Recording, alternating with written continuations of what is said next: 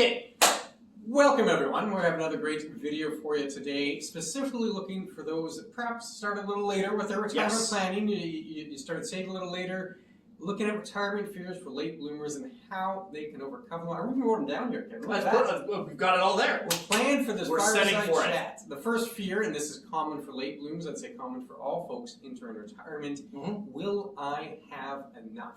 Yeah, that's always a big one. And I mean, there's a variety of things that deal with that sort of topic when you're taking that undertaking to describe what it is. And you know, the first part of it would be more along the lines of, you know, making sure what your realistic budget is. That's a big one. I mean, you've got a plan.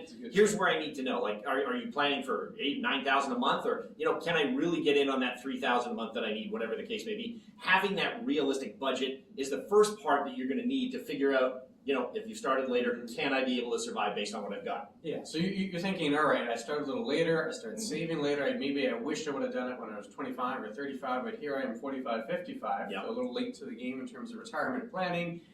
Will I have enough? A few of the keys. The first one is you need to have a plan. You do. And then a key part of that plan is going to be the amount you spend in retirement. If you need 10 grand a month, that's a vastly different retirement than if you need 3 grand a month. Big time. So you need to be realistic with that figure. And like you said, look at your current lifestyle and then you tweak and adjust and try to find something that'd be appropriate for retirement. Second tip, realistic with the time horizon. Retirement can be a long period.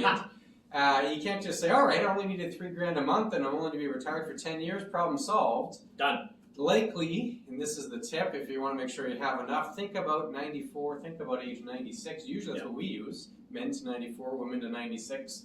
Plan for that elongated retirement. Yeah, I mean, and that's a big factor. Most people don't have that sort of objective. It's, oh, well, you know, I'm retiring at 60. As long as I'm, you know, got my travel and everything else, and I don't have to worry about anything until after 85. Well, no, chances are humans continue to live longer and longer and longer all the time. Yeah. 30 years ago, we probably added 3 or 4 years for each person, and that's going to continue going forward. So that realistic plan has got to be into your mid-90s. If it doesn't happen, you know you've been safe, but you'd hate to be doing it the wrong way. You don't want the opposite. That's exactly. You don't want to be at 85 and then find out, well, you're living on 94.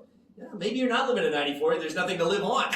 But that's tip number 1, basically wrapped in a nutshell. Well, yeah, a couple of tips there on how to handle that first fear. The second fear, and I get it, common for everyone, certainly common if you're late to the retirement game, declining health. You started saving late, you had to work maybe a little longer to get to those retirement targets because you started a little later. Well, maybe I'm missing the best in my retirement years because I had to be a little later. That's certainly a good fear.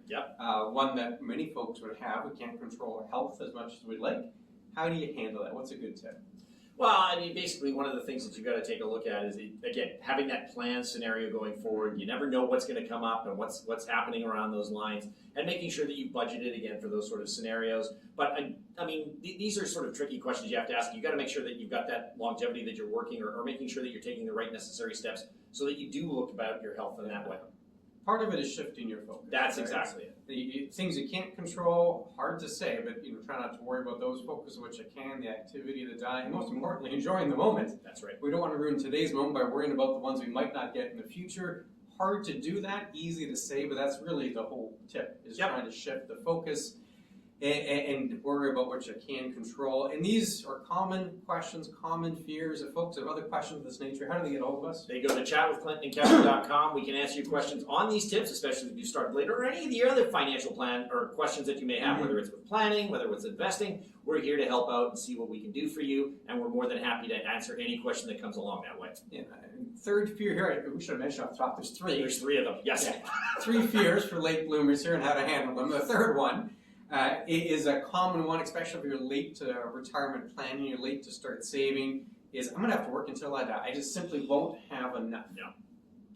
Yeah, and I mean, the big thing about this is maybe it's a reality, okay? Maybe you have started that late and there is going to be work, but things you've got to start to look into, again, the government plans that are out there. If you've been working all your life, you're going to have CPP. OAS kicks in at 65, and you may even be eligible for the GIS, or the government income supplement, that may be able to help you. These are the first things you need to start to look at. You may still continue to work for a while, but at least this may help some of the burden that you've got going forward, because you will be getting some government money that is inflation-oriented and indexed. So that's one step to start to take a look at. It should mention we have videos on we do. Government pensions, CPP, OAS, so we'll certainly link to those programs. You know there'll be something there for you, in addition to whatever you've done on your own savings. You can see the 3 fears. There's largely related. Yes, very much so. You're late to retirement. You're pretty much worried whether or not retirement's going to be reality. And the cornerstone here is going to be having that financial plan.